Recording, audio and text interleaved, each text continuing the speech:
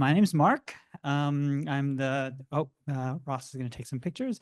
Director of the Brown Institute. I'd like to welcome you all to Pulitzer Hall and to this great celebration of David Hajdu's book. The Brown Institute is delighted to be partnering with the Society of Fellows and the Heyman Center for the Humanities for today's event. It's officially part of their new Books in the Arts and Sciences series. And today we're thinking about AI and creativity. We're delighted to celebrate the publication of David Hajdu's new book, The Uncanny Muse. I also have the privilege of introducing David and then quickly hiding.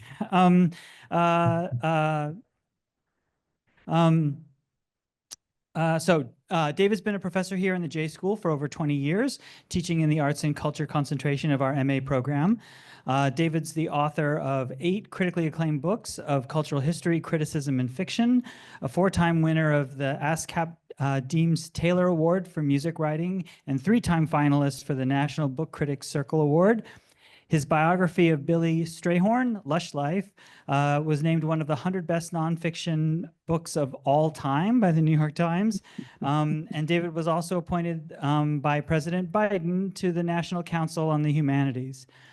He's, to top it all off, also a musician and songwriter of note, with a performance about to make its premiere at Jazz at Lincoln Center in April. So it's my great pleasure to introduce David Hajdu. And just one correction, you called me a musician, and Fred Hirsch is here. And I'm sure when he heard David, a musician, he's thinking like this, no. But otherwise, it was all right. I'm honored to be here. Thank you very much. And honored to be on this panel with these 3 great panelists. I'll introduce them, and then we're going to dive in. On my right, my good colleague and friend here at Columbia, Elisa Solomon. Elisa is professor of journalism at the Columbia Journalism School, and through Columbia's Prison Education Project at Sing Sing, teaches at Sing Sing. She began her journalism career as a theater critic at the Village Voice, and while continuing in that role in her 21 years on staff there, also covered such areas as U.S. immigration policy, LGBTQ issues, the Israeli-Palestinian conflict, and women's sports. As a freelancer, she's contributed to magazines, newspapers, and radio stations, ranging from Glamour and Pause to The Guardian, New York Times, WNYC, and on and on and on, including The Nation. We're both right now.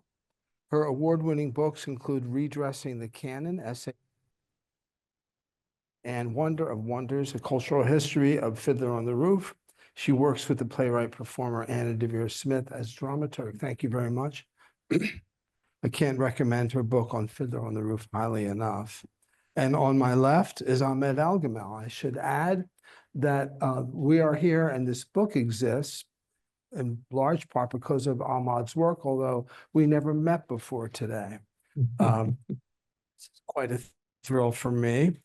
Ahmed is a professor at the Department of Computer Science at Rutgers.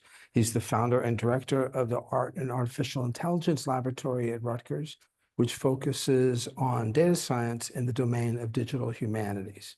He's also an executive council faculty at the Center for Cognitive Science at Rutgers. Professor Algamel published over 180 peer-reviewed papers, book chapters, and books in the fields of computer vision, machine learning, and artificial intelligence. His research on knowledge discovery in art history and AI art generation has received wide international media attention, including attention in the new book we're here to discuss today. Thank you, Ahmad. And above us, in many ways, is George Lewis, an American composer, musicologist, and trombonist, among other things, the Edwin H. Case Professor of American Music and Arts and Composition at Columbia. In 2021, he was a fellow at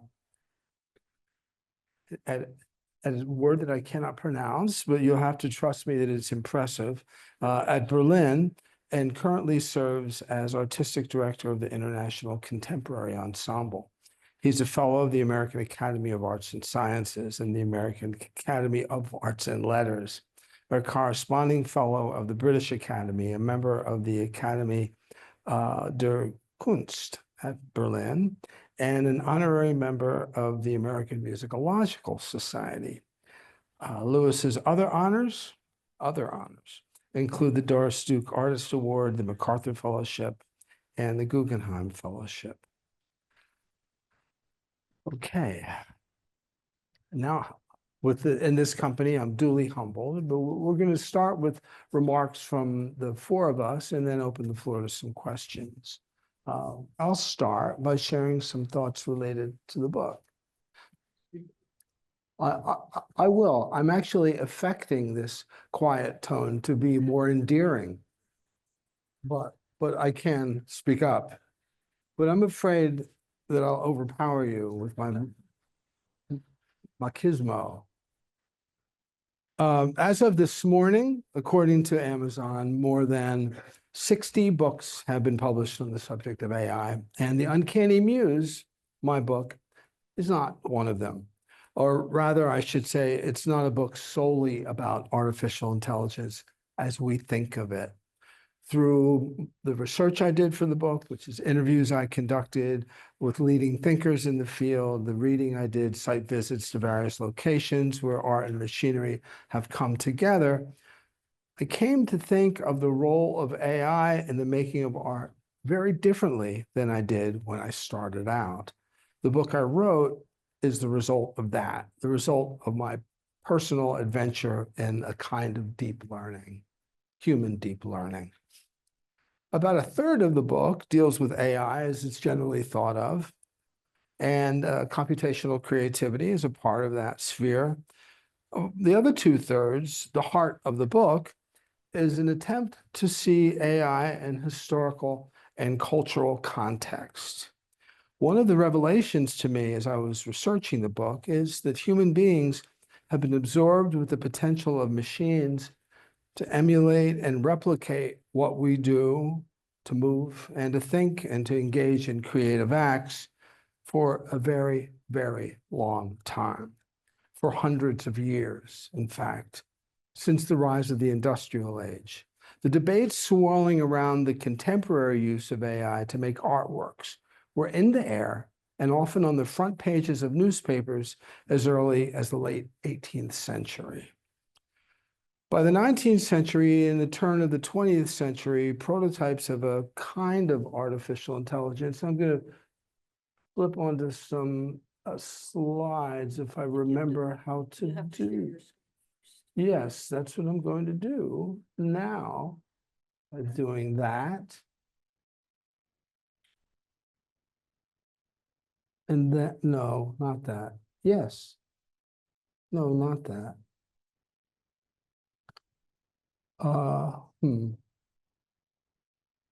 Oh, by doing this. And then what? Oh, and then this. Yes. Ha. And then, yay. I deserve that. And then one more thing to get to the, oh, over here. I know where it is. I know. Right there. And my time is up. So I want to thank you all again. By the first decades of the 20th century, vaudeville was full of robot automations that emulated human beings. This is one of the first. This is John Neville Maskelyne on the left, and one of his creations who were among the most popular acts on the London stage on Piccadilly in the Victorian era. The automation would draw pictures that would seem spontaneously to come from the recommendations of members of the audience. Here is his full range of automata. the card playing automation, the drawing automation, and 2 musicians, all of which made art on stage and baffled the public and stirred lots of questions in the industrial era of what is a human being, what is a machine, what right do machines have to do this? Is what we're listening to really music? If a machine is doing it? If what we're seeing really art if a machine is doing it? A lot of the questions that are swirling around today were in the air then. By the first decade of the 20th century, acts of this type had exploded all over the Western world. The vaudeville stages were featuring Zutka the Mysterious, Weston the Walking Automation, Adam Ironsides, Frozo the Mechanical, Steam Man, Ali the Wondrous Electronical Automation, Frodo Rosso, Fontanella, Emigralel, Piru, and my personal favorite, Moto Girl. I want to show you Moto Girl here.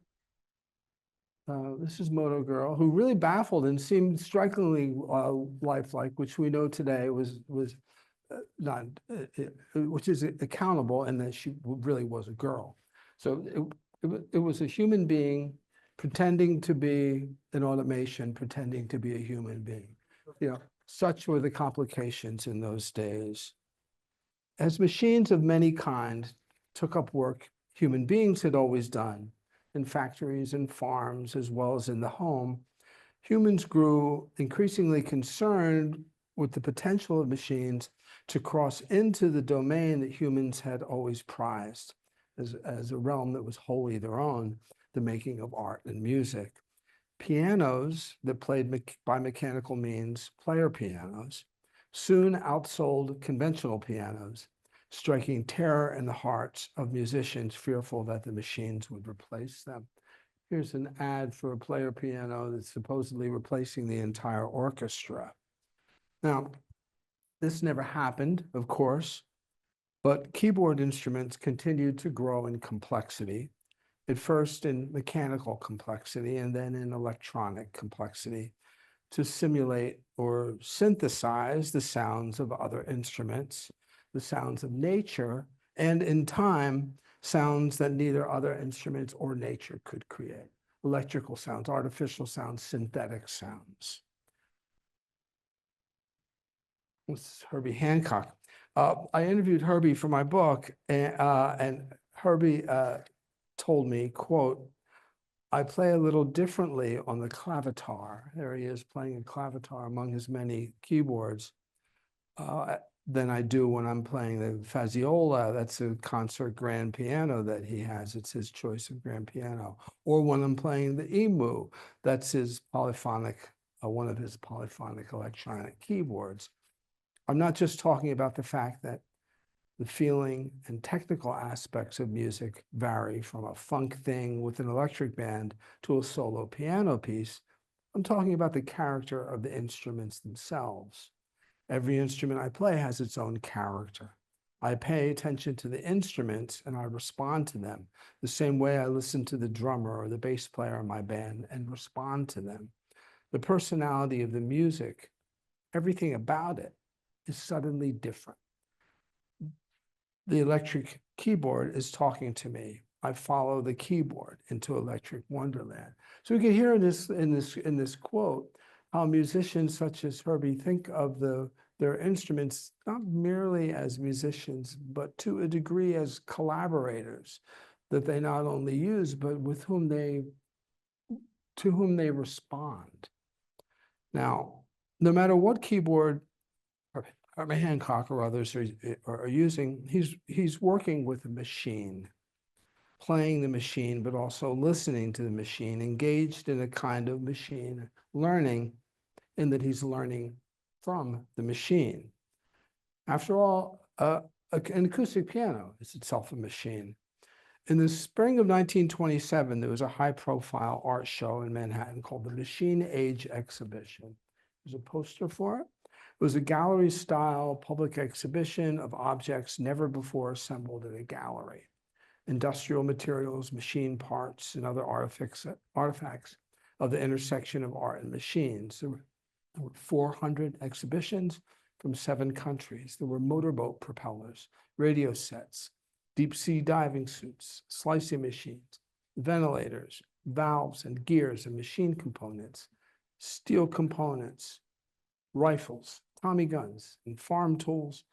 Item number 42 was identified as steel frame, and items number 423 and 424 were identified as moving parts.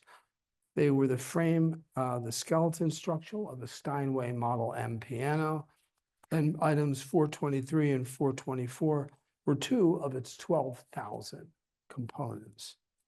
An exhibition intended mainly to challenge visitors to think of machines as art. Items number 422, 423, 424 ask them to consider a musical instrument as a type of machine, an object of art that was also a machine for making a different kind of art, music. By the mid-20th century, the emergence of electronic computers made it possible for machines to engage in another level of musical production. In 1956, the term artificial intelligence was coined by the computer. I have a book, by the computer scientist John McCarthy for a conference he organized at Dartmouth on the subject. Here are the papers collected from that conference. If anybody wants to see them, I'll pass this around afterward. The same year, 1956, the composer and chemist at the University of Illinois at Urbana-Champaign named Lejarin Hiller programmed the Iliac computer at the school to compose a suite for string quartet called the Iliac Suite. Here's the Iliac. Could probably do as much as your watch can do today. No, it could not do as much as your watch could do today. It's an exact duplicate of another computer that was in a military facility, military redundancy. The military wanted 2 computers at different locations so that if one was bombed, the other one would still be workable. So the Iliac is a replica of another computer. The piece that the computer generated, the Iliac Suite, was not a bad piece, but it did sound overtly mechanical. The response among critics and editorial writers, here's the John Heller, was outrage and panic. The Chicago Tribune published a piece called "This is Music?" ? The writer, William D. Hanson, grandfather? No? William D. Hanson wrote, "Little by little, it seems the electronic brains are taking over in 1956. They can solve complex mathematical problems faster than humans can. They can translate books from one language to another. They can even tell subordinate machines what to do and chide them when they don't do it right."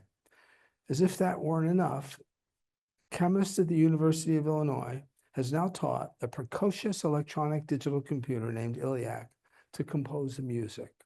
While human composers are not yet in jeopardy, the cards are on the table. 1956. Lejarin Hiller would later recall, "One week I was nobody. The next week I was notorious. I remember one person from a humanities department coming up to me on the street and saying that I was doing a terrible thing, that I was the worst person to turn up since Cesar Borgia, that I was an anti-humanist, that I was destroying human uniqueness. I was burned in effigy." Now, I said a few minutes ago as a qualifier on the quality of the Iliac Suite that it wasn't a bad piece, but it was overtly mechanical. Now, we're all ingrained in modes of thought that presume qualities of the mechanical to be detriments. It's mechanical, means it's bad to us. It's non-human, maybe even anti-human. And yet, we allow the mechanical qualities to have value sometimes. Within a year of both the Dartmouth Conference and the artificial intelligence and the debut of the Iliac Suite, a kid named Jim Osterberg, so a couple people in this room will know that name, who grew up in the Coachville Gardens trailer park in Ypsilanti, Michigan, went on a class trip to the Ford Motor Company's River Rouge Industrial Complex. Years later, he recalled that day. This is years later when he was better known as Iggy Pop. He said, quote, "I remember being led up on one of those high catwalks and watching large pieces of sheet metal basically dropped in a very organized way from a high height through a chute in such a way that when they hit bottom, they would hit a mold, which would force them into something that would begin to resemble a door. But it was the sound that it made. It had a big effect on me. I can't imitate Iggy, but he made the sound. The sound of the sheet metal crashing onto the mold of that in the giant metallic castles, these castles of hell. I wanted to make music, and I thought it should sound like that. I loved it. It was so impressive. It was power. So Iggy started a band originally called the Psychedelic Stooges, the name later shortened. And he reveled in the mechanical sounds of everyday life, taking noises he heard in his childhood as epiphanies. The buzz of his father's electric razor. He would sit outside the bathroom just to hear the buzz of the razor. The ratchety hum of a small, cheap space heater in the trailer, which he later called my first musical gift from God. The swoosh of cars zooming down the highway outside his trailer. In his first band, the Psychedelic Stooges, he used household appliances to conjure an aural atmosphere of droning chaos. He said, we would show up with oil cans and vacuum cleaners and egg beaters and also electric rock instruments with the mics and amps set to produce more feedback than music. So here we could see how the mechanical can be seen to have value. And it's not the only case. I want to wrap up with another example of this. Another example of music that went a step further to stir the audience itself to feel like machine parts. And in the process, did something ironic, help them feel stronger and more unified in their humanity. There's a sizable section in my book on this. It's, the subject of house music and techno. Focuses on the Paradise Garage. One regular at the Paradise Garage is here. I married her later. And the Warehouse in Chicago. The Warehouse being the venue that gave house music its name. Frankie Knuckles, the DJ and great pioneer of house music at the Warehouse, would manipulate found materials on records, tweaking them with electronic gear. He would smooth out sounds he found that way from various sources to a danceable flow by altering the tempi on some tracks and layer with mechanical beats from a drum machine. He would boost the bass, sometimes editing down to a basic thumping sequence of low frequency tones, incessant beat. Karen, you can dance if you'd like. By the early 1980s, Knuckles was essentially producing new musical works from found materials, and they had a unified quality. With fancy complexities of instrumentation, melody, and harmony subordinated in the mix or removed altogether, the music had a mechanized purity. A regular at the Paradise Garage, a writer named Christopher Vaughan, who a couple people in this room knew actually in the day, worked for General Electric at the time, and he told me this, and I'm going to close with this quote from Christopher Vaughan. At the Garage, I felt like I was part of something more powerful than myself as a gay Black man. At the office, I was the only Black man and one of only a tiny handful of gay people. I felt powerless. At night, with the music blasting through us, Every one of us there felt empowered. In my job, I would sit through meetings with engineers explaining how electronic technology works. I wanted to say, honey, you don't know. Come with me and I'll show you what it's like to be part of a machine.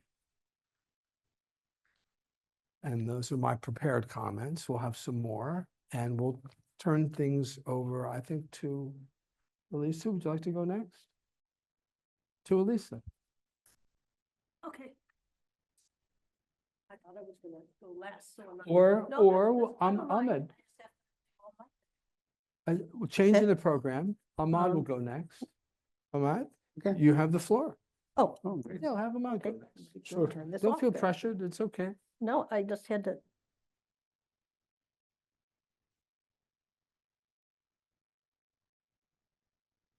Right. Thank you for inviting me to this event. I'm going to talk about AI can, I can. David talked about this in the book in the last chapter, right? Chapter 15. Introduction to. And the introduction to. So what's I can?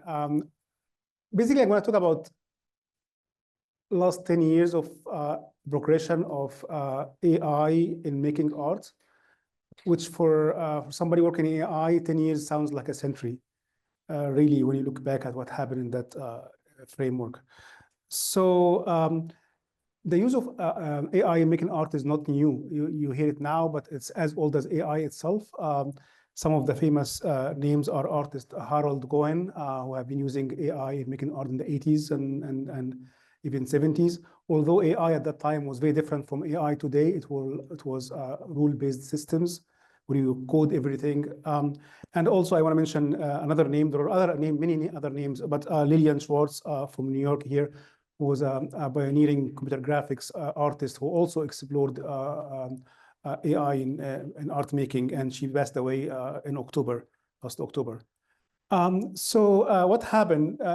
10 years ago came some AI model called Generative Adversarial Networks, GANs, by Goodfellow. Again, David talked about that in one of the chapters in the book. And that make a big difference in how artists use AI in making art. So the way GANs work, I want to explain it in a very simple way. Imagine two aliens coming from outer space who know nothing about what's happening on Earth, and you commission them to make images of something, let's say flowers. And you divide the work between them to an alien artist, an alien critic, or a judge. The alien judge will have images of what flowers look like, while the alien artist never seen a flower at all. So the best they can do is that the alien artist will start making some random images and pass it away to the judge. The judge will compare them to the flower images, and they realize it doesn't look like flowers. So they tell the artist this is not right, do better. So the artist will start making some changes in patterns and colors and shapes, passed away to the judge. Judge will say, okay, that's maybe right direction or wrong direction, do better. And through many iterations like that, hopefully they will reach some equilibrium and they will generate flowers. That's basically what the idea of GANs. GANs, when came around as a statistical machine, not a tool to make art. A couple of years later, people started using them in making images. Although at that time, images were very rough and bad, actually. So some of the early attempts of making art using GANs were something like that, where people train them on image of still art or portraits. And here's an example of what happened when you train these GANs on classical portraits. We train it here on classical portraits to try to make a portrait, and this is what it generates. It generates very interesting, uncanny looking images. I call this the aesthetics of machine failure, because what happened here is that the machine tries to make a portrait, and actually it fails in making a portrait. And out of that failure come this uncanny look that were very interesting to many artists at the time. I'm talking about 2017 time frame. This actually reminds us of Francis Bacon portraits, with a very fundamental difference. Francis Bacon has the intention to make the deformation in the faces, while the machine just failed to make portraits, and out of that come this uncanny look.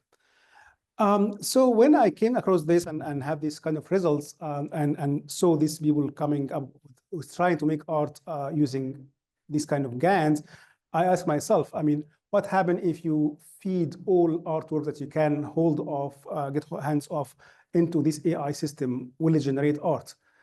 Suppose you feed it all images in the Met and MoMA and of paintings. Will it generate art? By definition, no. I mean, anybody knows art. Art is not just emulating what happened in history. That's not art. Art is pushing the boundary. Art is really doing something novel and new. And also art is a reflection on what's happening in society. There's a many dimension in what art is. So just creating an image that looks like art is not art. The question came in my mind is how to move from just being emulative to being, I'm sorry, that sounds like too loud. I'll try to lower my voice. So how to move from being emulative to being more innovative in making these images to qualify as art. How to move from being generative. You all hear about the generative AI right now, but how to make it creative? That was the question. And that's why we create what's called creative adversarial network in contrast to generative adversarial network. And that from there come the name CAN or AI CAN. And here's an example of two artwork that I can use to explain my points. Imagine you are living as an artist in the early 20th century, in the turn of the century. In the left here is an artwork by Sicily, amazing impressionist. By that time, impressionist was a great thing. Lots of impressionist work had been around. Something called habituation happened when you see the same artwork again and again.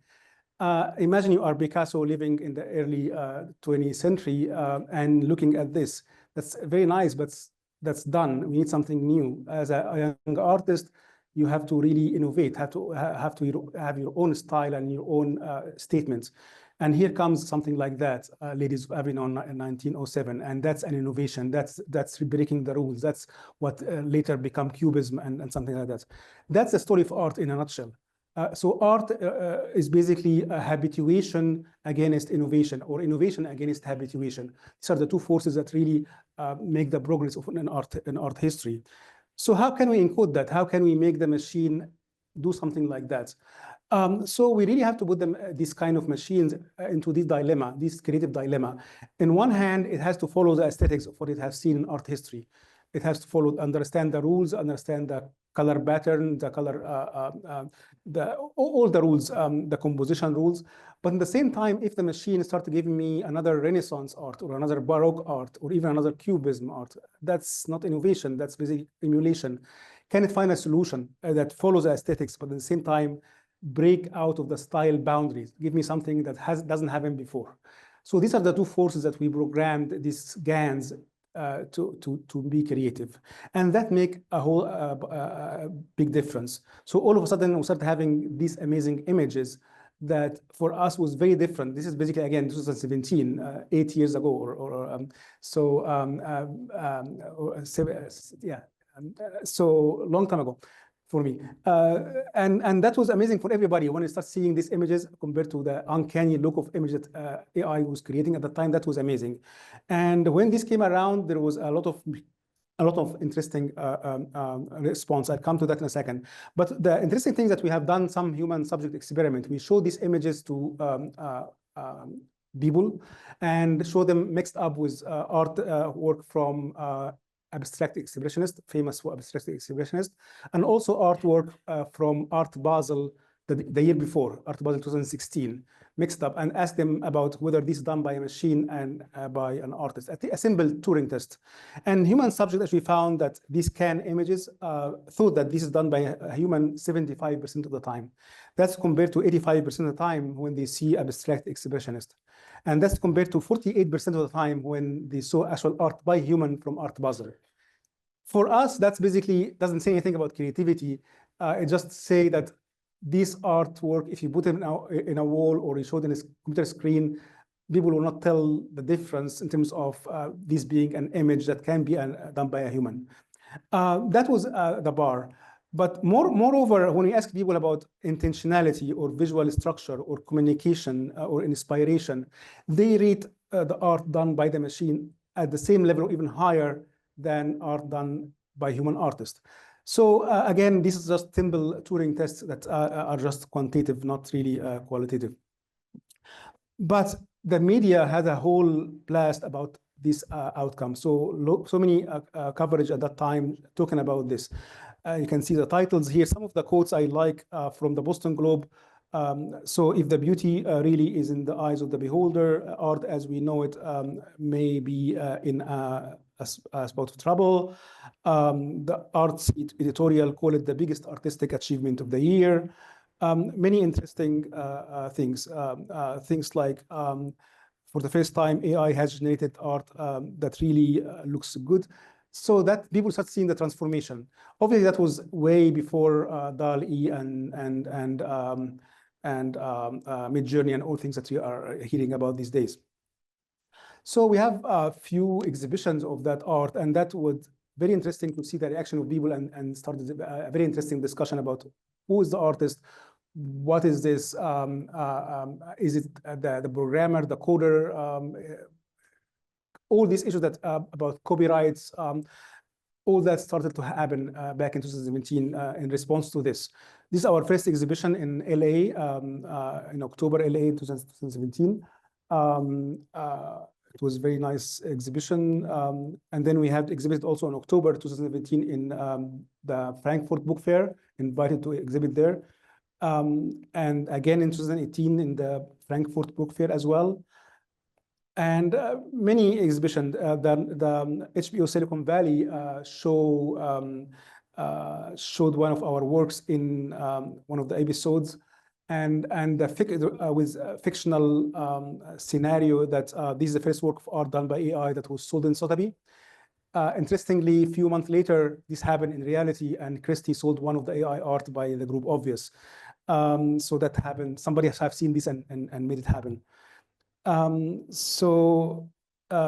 And then we exhibited at Scope in conjunction with Miami, Art Basel Miami in 2018, and the Wall Street Journal talked about ICANN at that time. And finally, I just want to show one more here, the Scope 2019, Jerry Saltz happening to come to our booth and discussing with him. So I'll stop here. Yeah, maybe I also mentioned in 2019, November, just before COVID, in Beijing, in the National Museum of Beijing, there was a big exhibition about technology and art, and including many artists using AI at that time. And that exhibition lasted a month and has 1 million visitors visiting the museum, exploring the possibility of what AI can do for arts. I'll stop here. Thank you very much.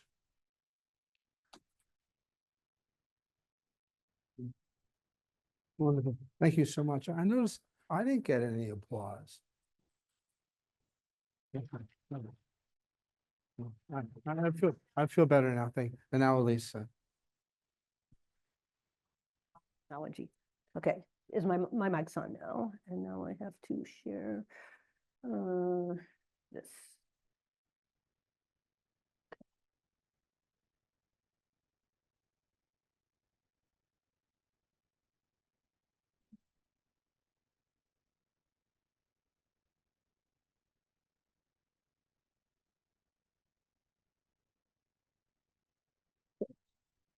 This is a trick.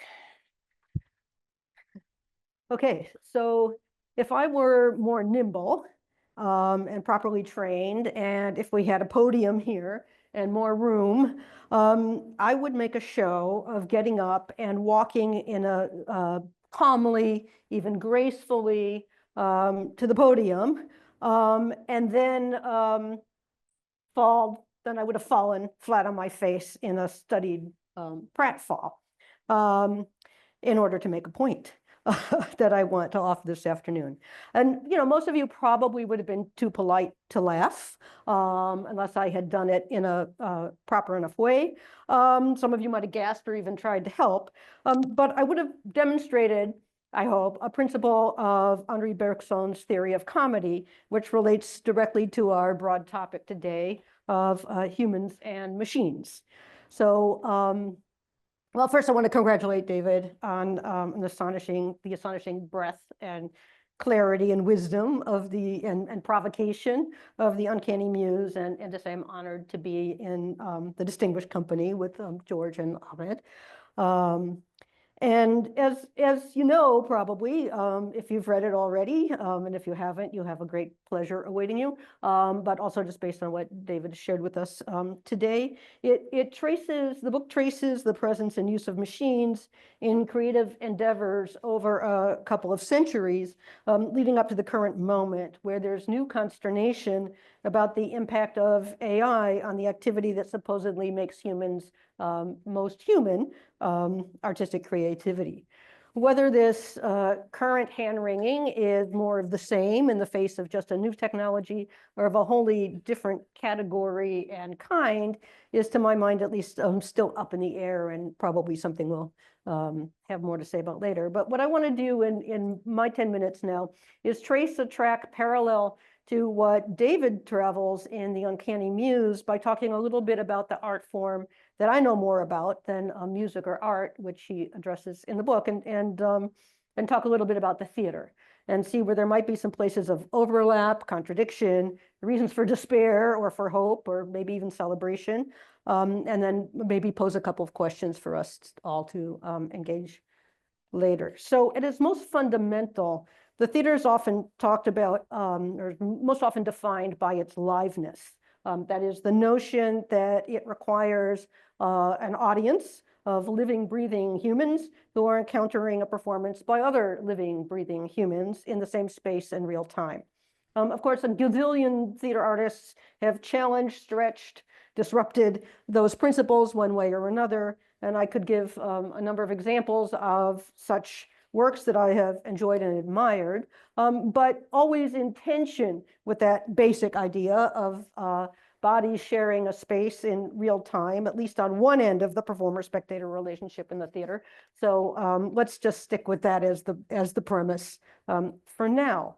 But at the same time, if Western theater is an art form that's always dependent on, at the same time, the Western theater is always dependent on technology, from the amplification devices that were implanted in the masks of actors in a play by Aeschylus in 472 BC, to the scenic designer Hannah Kim's 1,000 immersive LED panels with projections of tree branches in the production of Redwood that opened on Broadway last week. Every theater form that anybody can trace has adopted and welcomed various kinds of technological tools. So like many examples related to music and to visual arts that David describes in his book, technology has been a part and parcel of theatrical production, even as the fundamental human nature of its performers has been essential. That's why Henri Bergson and my unperformed pratfall may be relevant here. Bergson, who was the late 19th century, early 20th century philosopher, wrote a highly influential, lengthy essay in 1900 called On Laughter. And in it, he argued that comedy arises from the interplay between the mechanical and the vital in human behavior. Humor, he said, is created when human beings act in ways that appear rigid, automatic, or mechanical, rather than fluid and adaptive to the situation at hand. So sort of the opposite of the anxiety about robots emulating humans or machines emulating human beings that David talked about, he's looking at what happens when human beings are resembling machines. So a person walking around a banana peel very carefully and then sort of absent-mindedly slipping on one and falling on her face on the way to a podium is a key example of Bergson's idea that the reason that's funny is because something about human function has been forgotten in this mechanical moment. Someone's hilarious if they look or act like a machine. David, you mentioned Charlie Chaplin's Modern Times in the book, and unfortunately, my video downloads didn't work, so we don't have a clip of that moment, but probably most everyone is familiar with the way that Chaplin, not only in modern times, but in so many of his films, sort of milks the comedy of moving mechanically and in kind of turning into a kind of machine with repetitive, rigid movements. So the important notion here is that humans and machines are fundamentally at odds, different, so different that it's hilarious when the difference is made noticeable. And yet, the history of Western theater is also filled with artists who would have preferred machines to actors, or at least actors who behaved like machines. Like David asks at the beginning, I think at the beginning of the book, a lot of theater directors asked, are human beings even necessary? This is a counterintuitive notion for the theater, perhaps, given that those sweating, spitting, palpably present human beings who might go up on their lines or make some other kind of mistake is part of the pleasure at the heart of dramatic performances, often the reasons we go to the theater. So I just want to mention a couple of these theater theorists and artists and see if they might offer some ideas that help us think better, if counterintuitively, about some of the developments that David traces and that bring us to AI today. So one of the most famous was the British-born director, designer, theorist Gordon Craig, who lived from 1872 to 1966. He was drawing on some of the ideas of the German playwright Heinrich von Kleist and developed this concept that he called the Übermarionette, his vision for the ideal actor in the theater, an actor who transcended human limitations and became the perfect instrument for the director's artistic vision. Craig believed that traditional actors with their personal emotions and their egos just got in the way, and they were too, unpredictable and interfered with the purity of theatrical expression. Instead, he proposed an actor more akin to a super puppet, an Übermarionette, capable of complete control and precision, influenced by personal interpretation, uninfluenced by personal interpretation. He wrote, "The marionette does not compete with life, does not pretend to be anything but a marionette. It is simpler, more dignified, more noble than man."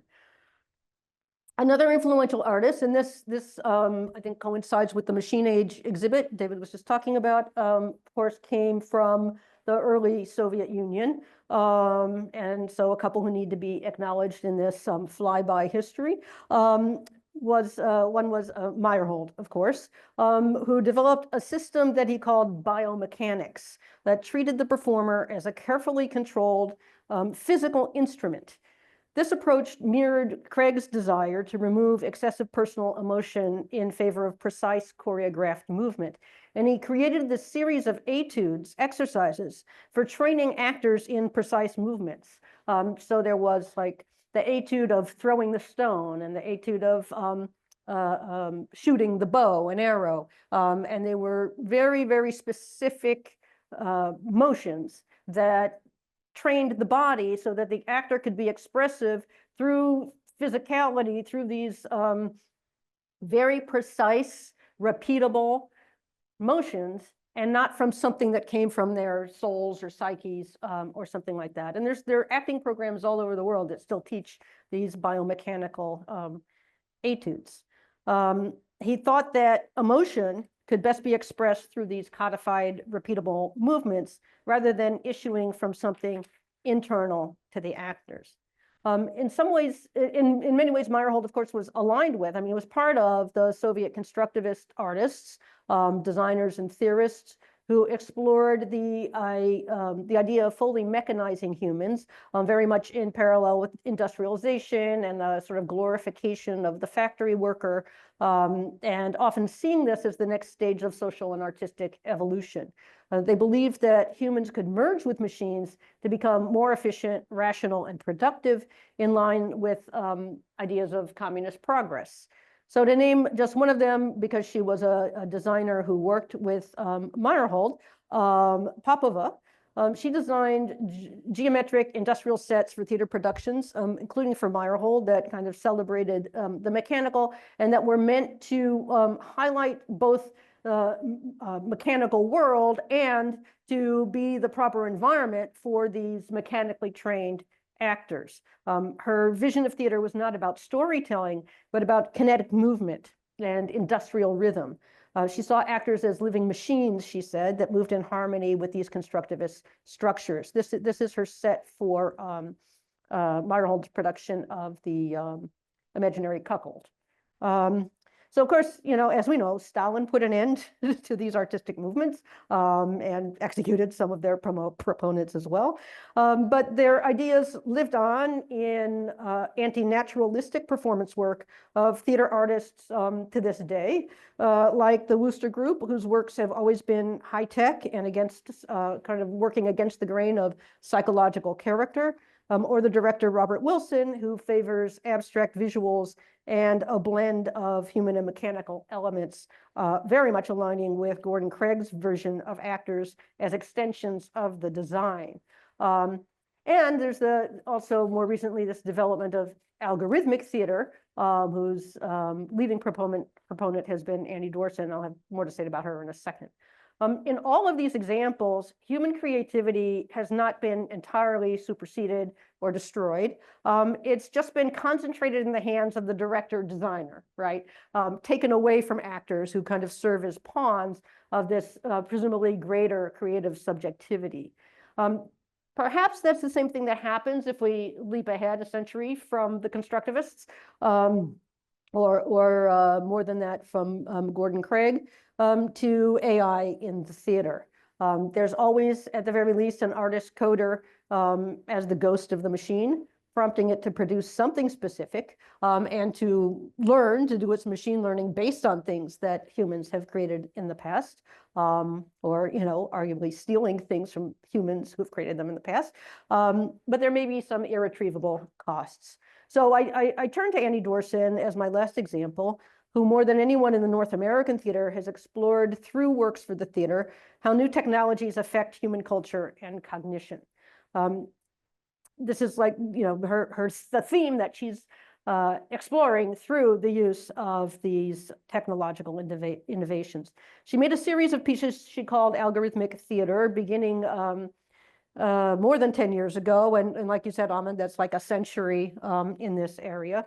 Works that belong to what some theorists have called the post-dramatic theater, or even the post-humanist theater.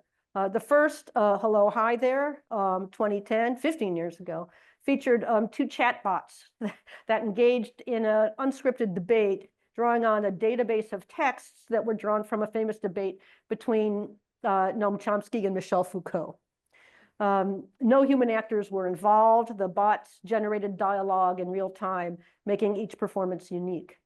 In 2013, she had an algorithm rewrite and reorganize the text of Hamlet.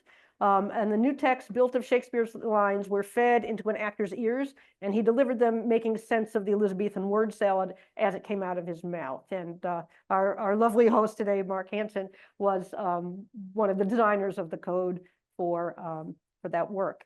Perhaps my favorite of Dorsen's algorithmic works was Yesterday, Tomorrow from 2015, in which a trio of live singers followed an AI-generated score that seamlessly morphed from the Beatles song Yesterday into the tune Tomorrow from the musical Annie. And, sounded like a very coherent piece of music moving from one to the next. But lately, she's been kind of disturbed and disenchanted by her own experiments and what they might wreak. Last year, she presented a new piece called Prometheus Firebringer as a way to explore the anxiety she's been feeling about the relationship between technology and power, a theme that, of course, goes all the way back to Aeschylus and the Prometheus idea.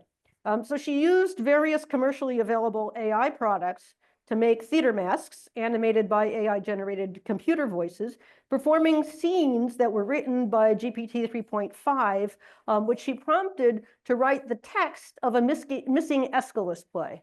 One of the plays in a trilogy that doesn't exist anymore. So she prompted the AI with other texts by Aeschylus and what we know about the myth and the couple of fragments we have from that play. It generated this, and this mask, this computer-generated mask with a computer-generated voice, spoke this text as part of the performance, while she, live on stage, next to it, downstage left, gave a talk reflecting on some of the questions that these models raised for her. And her talk was built entirely of quotations from philosophers and scholars, which were cited as she spoke on projected footnotes. As she worked on this piece, she increasingly felt, as she wrote in an essay about it, that artists, she said, need to think seriously about how these models work, what they do, and what they mean for the future of both making and experiencing art. Over the last decade and a half, since she worked with the old chatbots, she wrote, quote, "The technologies changed, and so did the economic and political environment in which these technologies developed. As the downsides to our increasingly mediated world become more apparent, working with AI no longer seems quite as defensible as it once did. From privacy concerns to workplace surveillance to facial recognition techniques to the proliferation of synthetic media, including deepfakes and misinformation spewing Twitter bots, the harms keep piling up, and I've become more concerned about the role artists are playing in popularizing these technologies." Nobody wants to be a scold, she said. Nobody wants to be left in the dust either. But she concludes, these technologies were not designed to assist artists. They were designed to replace them. And she cites the scholar Dan McMillan, who wrote, "The main product of AI is thoughtlessness." If that's so, then there's definitely some overlap between Gordon Craig's idea of the Uber marionette, the constructivist dreams of performers simply doing what they are told with machine-like precision. Thoughtlessness, being unaware, unflexible, or inflexible, unreflective, is what Henri Bergson thought made human beings funny. Annie Dorson is warning us that it's no longer a joking matter.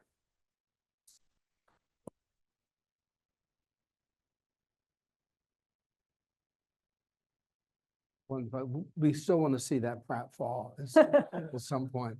Thank you very much, Lisa. It was wonderful. George, if you can hear us, you have the 11 o'clock spot. So Oh, return things. can you hear me okay? Yes. Oh, hello. Okay, great. Well, hi, everybody, and greetings from the 14th arrondissement in Paris. It's kind of late here, but very happy to be a part of this panel. And I want to congratulate David on his wonderful new book. And I learned a great deal from this book about both machines and humans. It's an amazing book. So I'm going to show a couple things. We'll try to make this simple, and let's see if it works. Okay, so far so good. Okay, now, can you see that? You see this? Somebody say yes, so I know what you're talking about. Hello? Am I off? Hello? Hello? Is anyone there? What? Yes. Yes. Oh, good. Yeah, someone Yes. say something. Otherwise, I can't hear you. Anyway, thanks a lot. And here we go. You know, it's funny. You notice the day here in 1979. So 10 years seems like a century. I guess I'm about to take you back to, Jurassic period, when I was inspired by people like, Marvin Minsky, Roger Schenck, and drawing on AI and networks of musical improvisation to really create a kind of music making that includes machine subjectivities, as I'm calling those independent actors. So of the most sophisticated of these programs, Voyager was first created in 1987, and you saw a 2024 version as my background. Now, in Voyager and other programs I've made, human and or non-human musicians are engaged in live improvised dialogue with an interactive AI improviser that analyzes aspects of the improviser's performance in real human time and generates both complex responses to the musician's playing and its own independent behavior. So system adjusts its performance to what it finds in the musical environment so it can play differently with different people. And it can incorporate what it finds as a part of its own performance, but it doesn't need outside input to start doing music. You can just turn it on and it starts playing. The sonic behavior of the system results not from a hierarchical control by a user, but the fact is you can't really use it. There's nothing you can do. It's not an instrument. You can't tell it what to do. So you have to negotiate with it. That's a musical negotiation between the improvising human and the machine. Now, David writes extensively about Harold Cohen's drawing and painting machine, Aaron, from 1972. I was a colleague of Harold's at the University of California, San Diego, starting in the 90s, but he got there a bit earlier. I think Aaron is really, for me, this was the program that I think is one of the most audacious I've heard of its era. And Aaron was the name that Cohen gave to his program. He wanted to emphasize its difference from himself and artistic subjectivity. So he kind of realized that his work was challenging long-standing notions of human subjectivity while advancing a notion of machine subjectivity. Now, he wrote this in 82, and this corresponds with what Ahmed said earlier. He says, although Aaron had less knowledge about the appearance of animals and landscapes than a 2-year-old child, its work was generating something very like evidence of intention, if one were to judge by responses of the public. And this reminds me of what Ahmed said about the Republic responding to his painting, the machine's painting. But also there was an emergent aspect to the program's output, because not only did it generate much more diversified output than Harold himself had figured, but also he said there were aspects of the drawings which didn't seem to arise from the instructions at all. So although it was totally incapable of learning from experience, it seemed unlikely that intelligence of so limited a kind might develop a personal voice. And yet I would argue, from the evidence of the work, that's really what happened. I write programs, programs make drawings.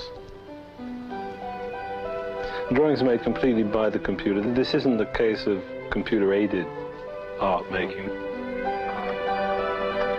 Harold Cohen has been an artist and computer scientist for over 20 years.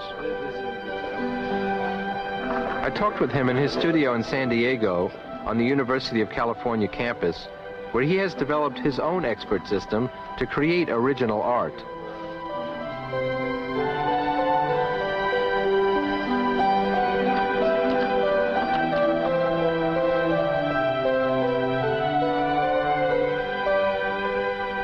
Is the computer being creative?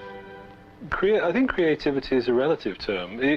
Clearly the machine is being creative, the program is being creative to the degree that every time it does a drawing that nobody's ever seen before, right, including me. So now I'd like to show you a bit of Rainbow Family from the ancient period of 1984, which presents humans and machines in improvisative sociality. And it starts with, I consider this very moving statement from Douglas R. Ewart. A machine is an improviser who might not have the same seasoning that we do, but he's improvising anyway. So I deal with that. Yeah. And then I use all the stuff that you feed me. Yeah. And I deal with that as well. Yeah.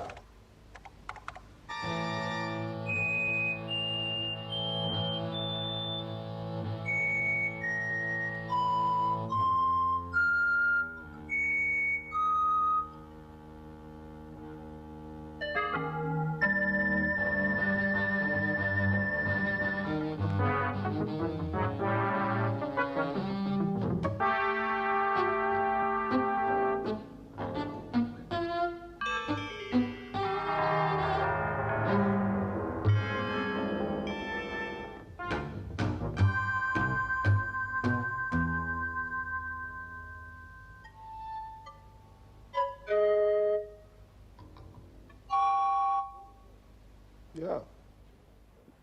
What do you think? I'm well. Yeah. I'm well. I listened to, well, I don't know. What do you think, you? I don't have anything to think. I'm just trying to figure out what you might need or want in the way the machine's playing. What do you think? Anything? You can follow the machine, try like a game. It's like a game. Yes. Like, I'm just interested in like how you feel interactionally. Well, I'm well. It's cool. Yes. Okay. Well, you know, there are numerous similarities among Aaron, this program, Rainbow Family, and the later Voyager. I mean, for example, all three, as Ahmed pointed out earlier, are rule-based systems, for example.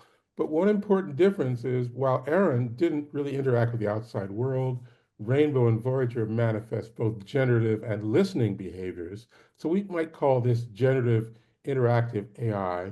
And the work presents to human listeners not as a tool for projecting power, which is a recurring trope in AI today, which is very strongly asserted, but as a partner in musical dialogue, as the great pianist Jerry Allen did at her dual piano performance in 2011.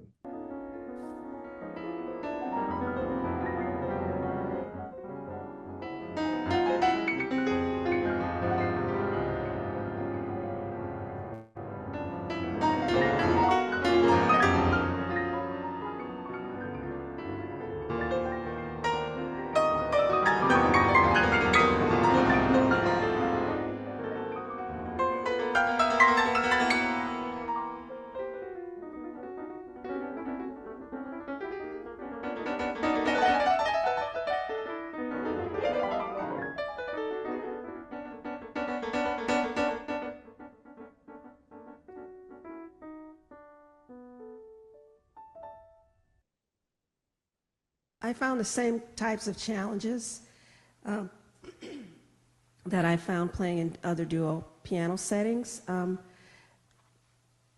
know, I had to listen and I had to respond, and it was logical, the kinds of choices I was hearing, and familiar in a kind of way. It really does give you that, the feeling of being vulnerable. You know, I felt vulnerable in the moment, you know, from idea to idea, and I was really paying attention because I felt vulnerable. Is that to say that you didn't feel like the machine was going to step in and hold you up if if you were coming to a low point on your side? Well, I just think it, you know, I did feel that it was responding, and I didn't know how it was going to respond, but I knew it was going to. So it was harder to predict than with a human associate, of course. I don't know if I would say that. So this final slide is going to remind you of one of the slides that David showed earlier of the pianist that was supposedly replaced in the orchestra. This is a performance in Germany in October 2024, a double concerto with a human soloist, Roscoe Mitchell, and AI pianist, Voyager. Not a replacement for a human, but a different perspective on improvisation. The title is The Reincarnation of Blind Tom, and I can explain that later if you like.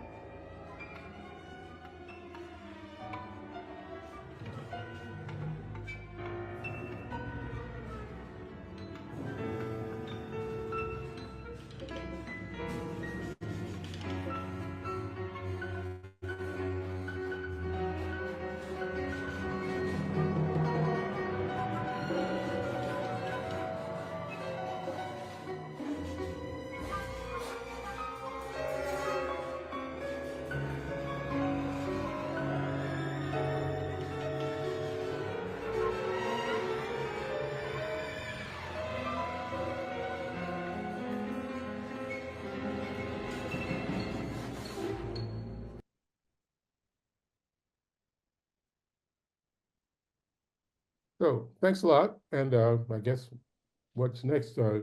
Questions, answers, comments, discussions? Thank you. Wonderful. Thank you, George. Okay. I'd like to throw out a question for all three of you, maybe for all four of us, to consider. Now, one of the arguments in my book is that this moment in AI is a point in a continuity, but that doesn't mean that every point is equal. There's still been points of dramatic change along the course of that continuity. For some time, machines emulated the mechanics of the body with gears and pulleys. So they emulated the way that the body worked, the physicality of the body.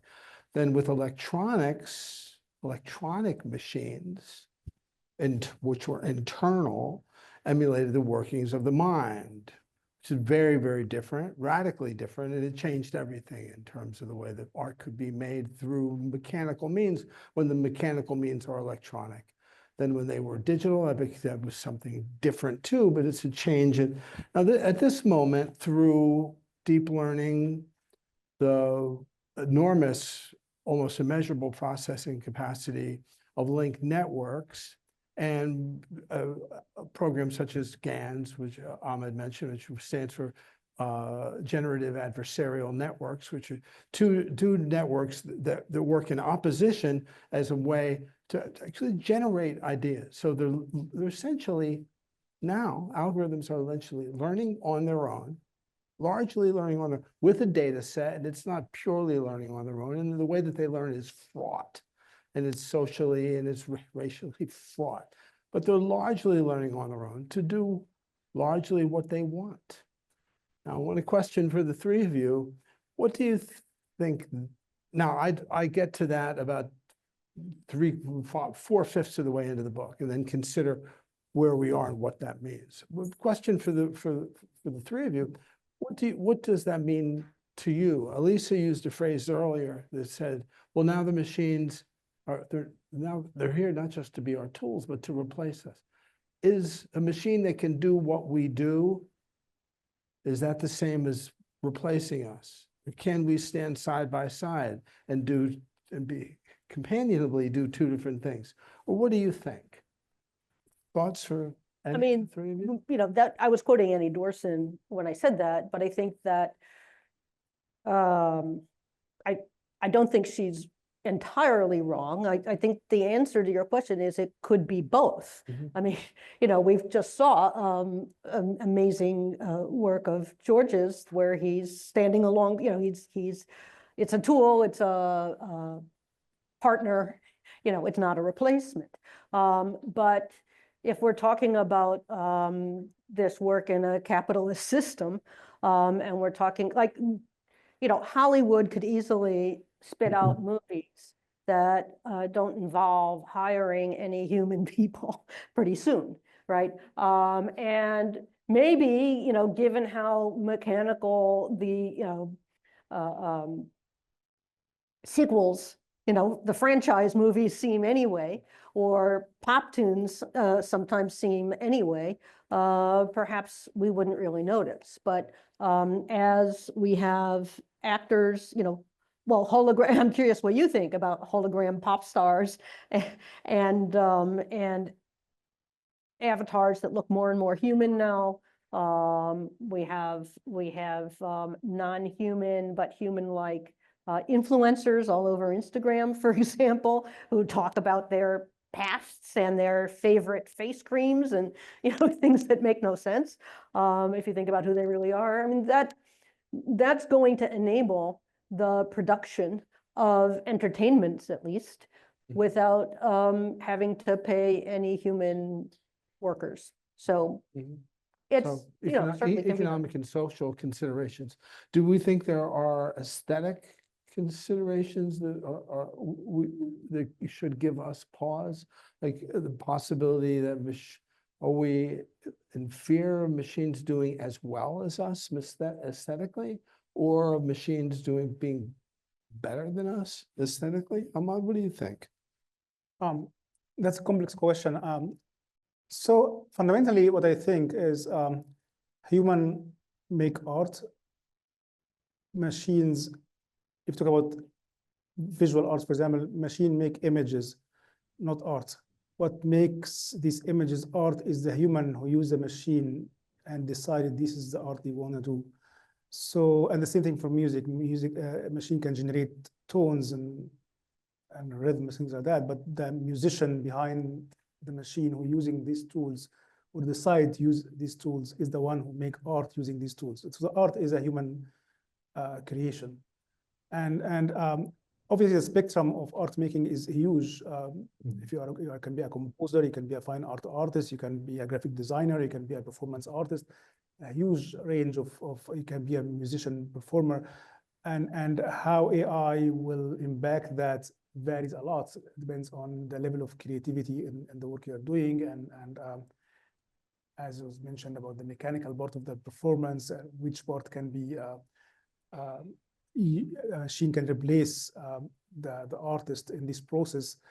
based in the values of the capitalist system.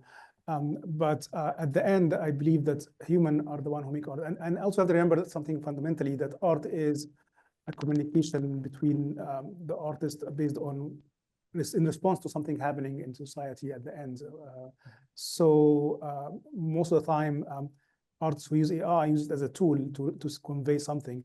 But a machine by itself, even if it can generate aesthetically appealing works, we have passed these 100 years ago when Duchamp, for example, made his ready-made art. We passed the point of art being just aesthetically appealing things on the wall. That's no longer the case, and most artists don't care about that anymore. So for a machine to make art, it has to be really rooted in the society and rooted in what's happening. And I don't see this really happening. I think human has to be part of the loop. There's another May I school- speak now? I'd like to place a little pressure on what I've just heard from both of the speakers. Is that okay? Am I being heard? Yes, it's just great. to say, this business of the tool, we're so used to AI being thought of as a tool, but I'm going to say as I approach my dotage, that this is a fairly recent development, and it seems to be partly corporate driven. The idea that AI can serve as a tool to make you a genius or get you to play things or to actually produce something that you otherwise wouldn't produce on your own. I mean, my programs aren't tools. You can't do anything with them but play with them. They might be tools, but it's a tool of a very odd kind. You can't tell it what to do. It does what it wants. I'm used to being around computers that do what they want for about 40 years now. And many of my friends are too, who play with these things. And so it seems to me that what's happening now, it's a very odd development where you find that these things don't listen very well and that they don't really care what you think.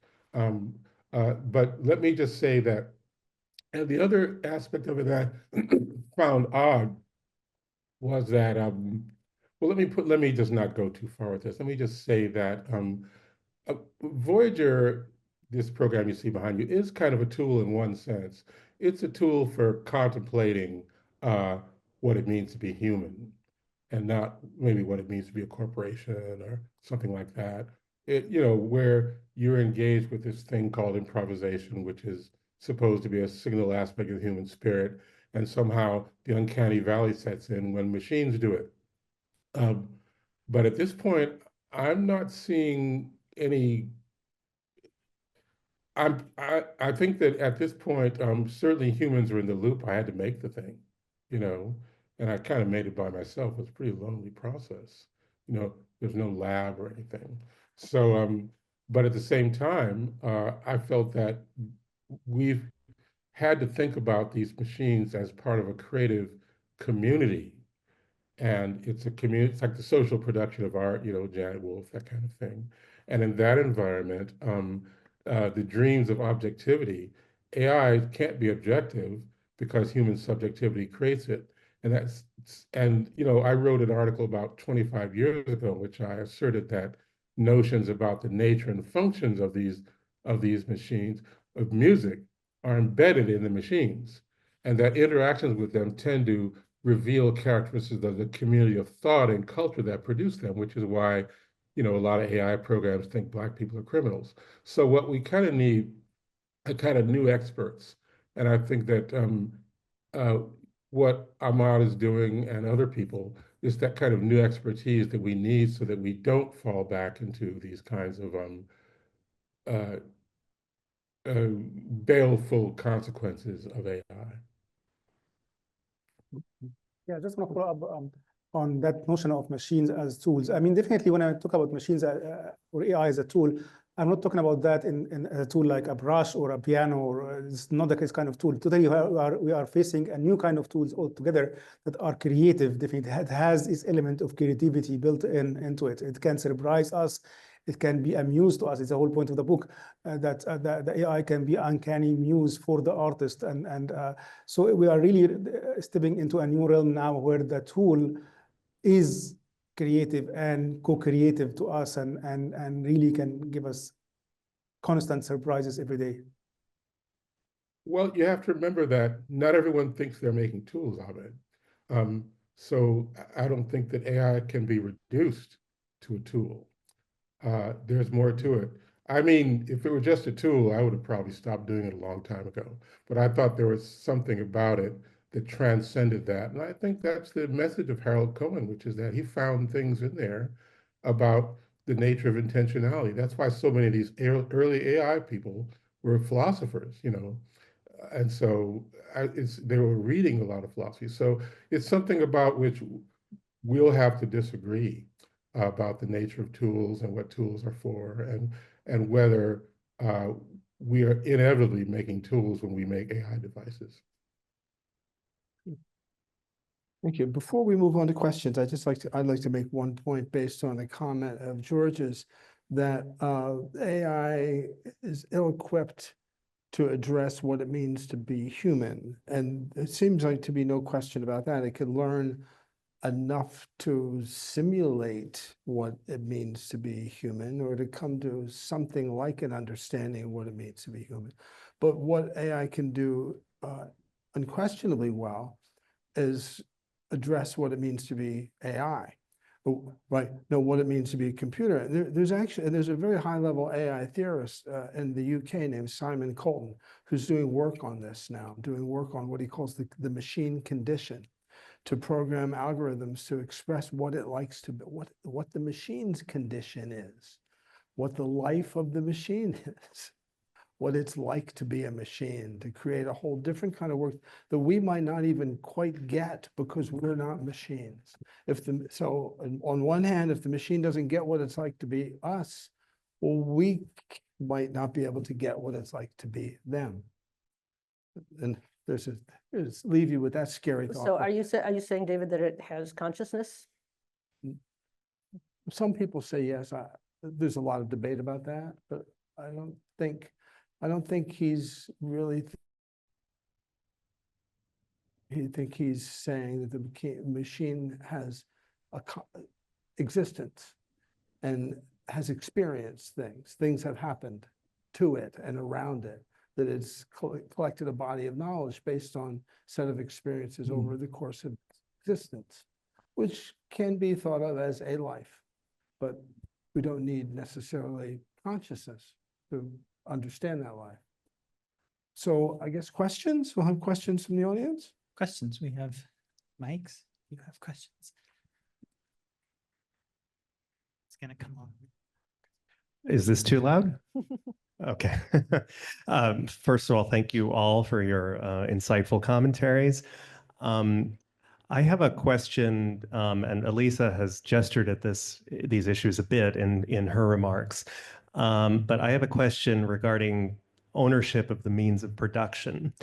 So it seems to me that there is a difference. I'll put my cards onto the table. There is a difference between a vaudevillian or a theater director or a researcher creating a machine that can make art, and AI tools developed by massive multinational corporations like Google and Meta,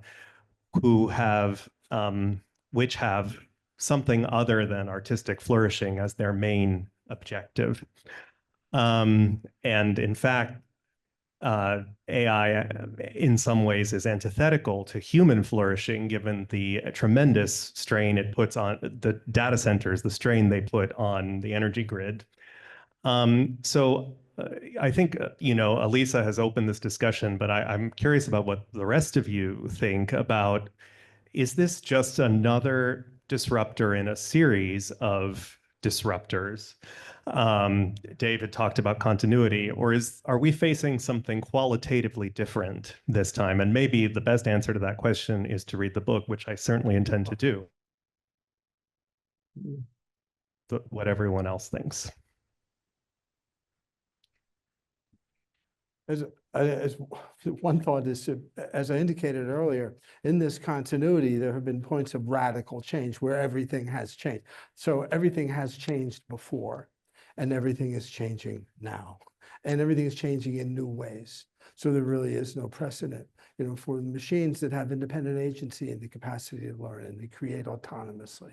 No, there's no, and what that means sociologically, what that means economically, or what that means in aesthetic terms is open for discussion and debate, and it is unknowable at the moment. The question of who owns that, there was recently a Supreme Court decision. Could I ask Professor Ginsburg to answer that question? Would you mind? We have Jane Ginsburg, the leading authority on intellectual property in the world here. She might be able to address that. Professor Ginsburg? Great. Yeah, so what was the question? How did you start? You started that, Jacob. Let's say an artist uses Meta AI or Google AI to create a work of art, or an AI tool creates the art itself. Who, like legally, I guess the question would be, who owns it? And David mentioned the Supreme Court decision, which. Okay, well, there's not a Supreme Court decision, at least not yet. The Copyright Office has been issued a very interesting report about 10 days ago on AI outputs and whether or not they are works of authorship within the meaning of the law. If it's not a work of authorship. So actually the question that I wanted to ask, which is prompted by Mr. Lewis, is when we talk about AI as a tool, as opposed to autonomously generating works, the tool part implies that there's a sufficient level of control exercised by the putative author that we can consider the output a work of authorship. But Mr. Lewis says the machine does what it wants to. That doesn't sound like control being exercised by you. If that is true, then it may well be that the output lacks an author, at least in the legal sense. So I'd like to know more about the extent to which the person who one might think of as the creator actually is controlling the creative process, which can involve some level of randomness. Nobody is taking away Jackson Pollock's copyrights, right? But that randomness does need to be, in some respects, contained and channeled. Sounds like so I want to, yeah, definitely something I can talk about for an hour. So I'll talk about it in a context that you all understand. We're all using ChatGPT, and maybe you have used things like Midjourney and DALL-E and all of these image generator by a prompt. You write a prompt and give you an image, right? And what happened if you and me wrote exactly the same prompts? Are you going to get the same image? No. Why? Why not? If both of you and I wrote the same exact prompt, we end up with different images. We can keep writing the same prompt and generate many times. I'm going to have new image every day, every time, mainly because there's a random generator in the back end that influence what's happening. So every time I write the prompt, I get a new image just because a random number, different number, guide the process.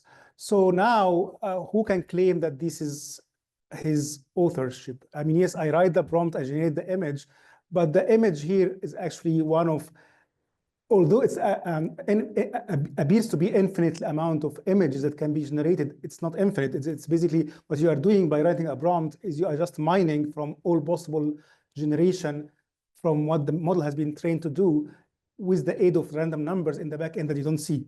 So the authorship here is really murky. And a couple of years ago, there was a case where two artists, one from America and one from China, generated almost the same image exactly and show them in exhibitions and claim that they're their work. Although, again, they are not work at all. There was no prompt at that time, just playing with knobs in a model that also was pre-trained. So as an artist here, you are just mining what's possible, given the shovel in that case, which is the prompt, or other kind of knobs you are playing with. So the real authorship here is also missing some other element that we don't talk about much, which is the lab or the company who trained that system or developed that machine, right? They are part of the authorship because they program it, they feed it the data, they make it available for you to press a button and generate an image. So they are part of the authorship as well. So we are really in unprecedented scenarios here, and we don't have the laws to deal with this. The current copyright laws really are not at all designed for this. And on the same time, on the other hand, if you look at 10 years ago when there were artists using AI in a totally different way, where they train the AI by themselves using their own images in a total creative process. And again, that is not acceptable by the copyright law just because there are other system that doesn't allow this kind of authorship. So I feel that this other group of artists who really use AI in a different way and author their own work are being punished because of big corporates having these big models available for everybody to generate images. So it's a very complicated issue. I think also, David, you know, you said we don't really know yet about some of these things. I mean, we know a lot already, right? We know, as George alluded to, that AI produces racist facial recognition. We know that Elon Musk and his teenagers have fed all kinds of AI prompts into the databases of various agencies and obliterated jobs and information because they couldn't distinguish when a word like diverse was being used in a particular way.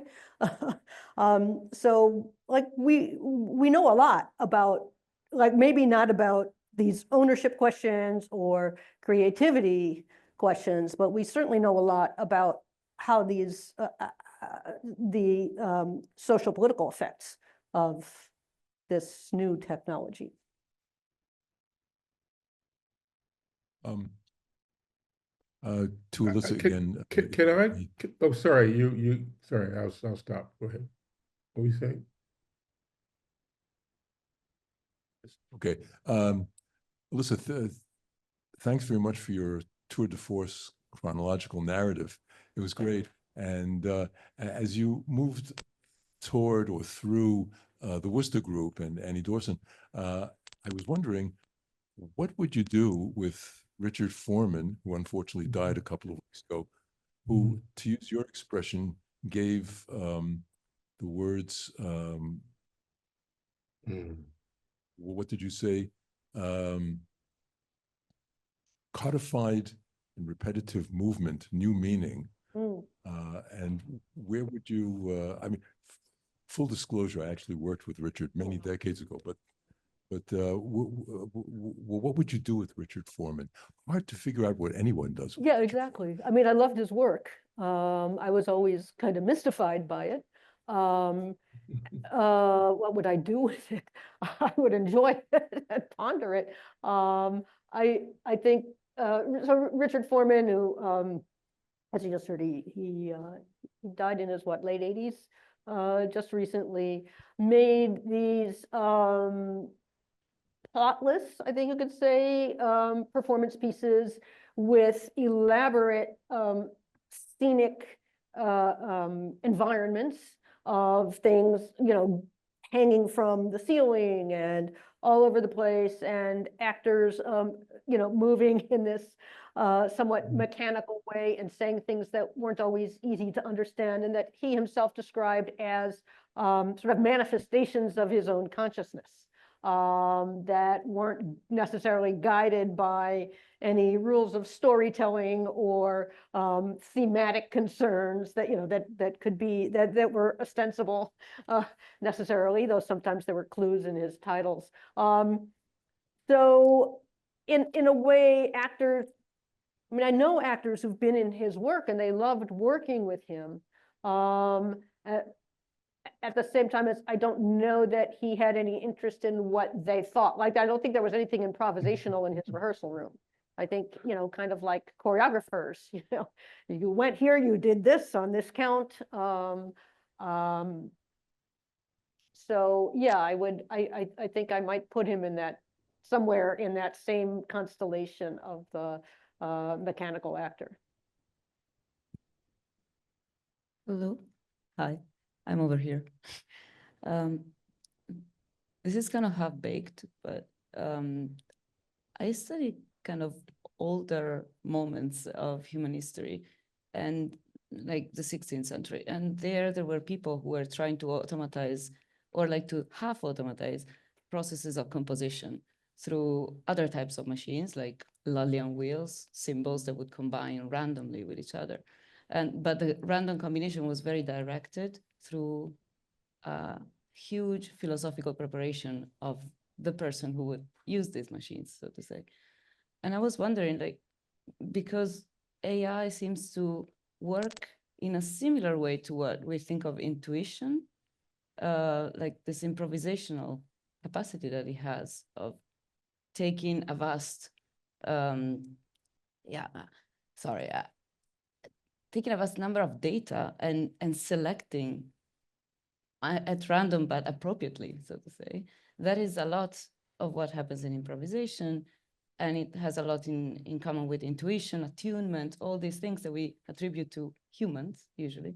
I was wondering, how do you think this works differently than humans, and how it makes humans work differently when they interact with it in that sense? Like if it helps human intuition in a way. That might be a good question for George. George? Sure.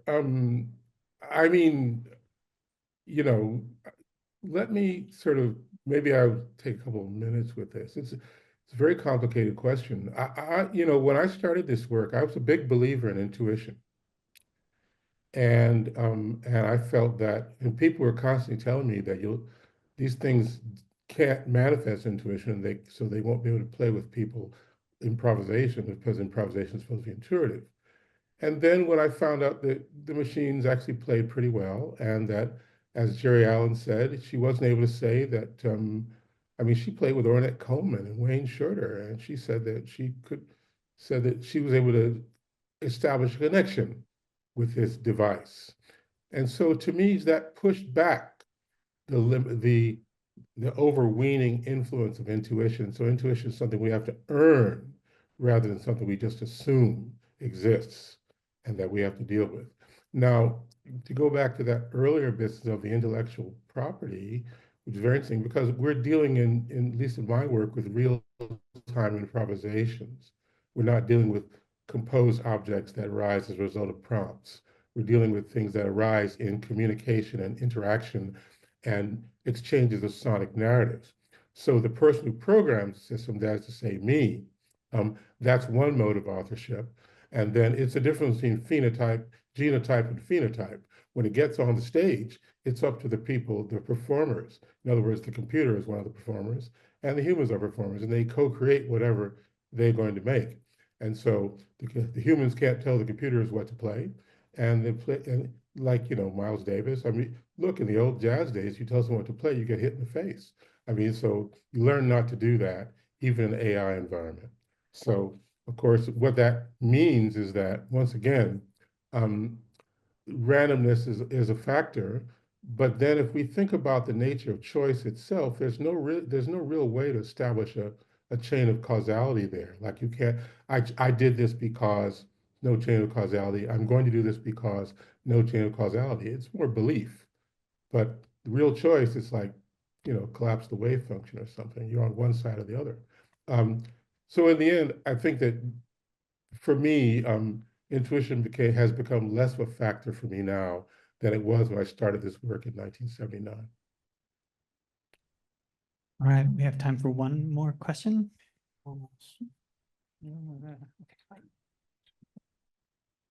Is there any agreement or development toward an agreement of the definition of the self-awareness in AI? And is there even a possibility that it could be credibly recognized, if it's even possible?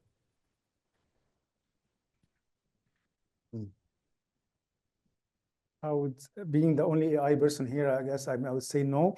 AI community, unfortunately, don't deal with these kind of questions.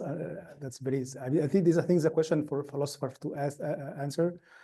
There are some work on that in philosophy. I can point to some people working on that. At University of Cincinnati, I know at least one person. But definitely the AI community are totally not discussing these issues. Or if they discuss it, usually are very shallow. I have to say that, even though I'm from the community, so I have to say that.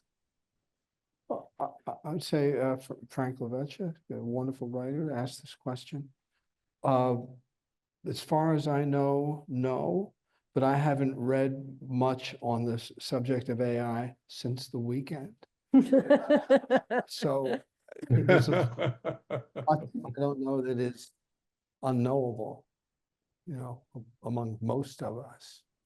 Well, with that, I'll say thank you to the panel and everyone for being here. Thank you. Thanks very much.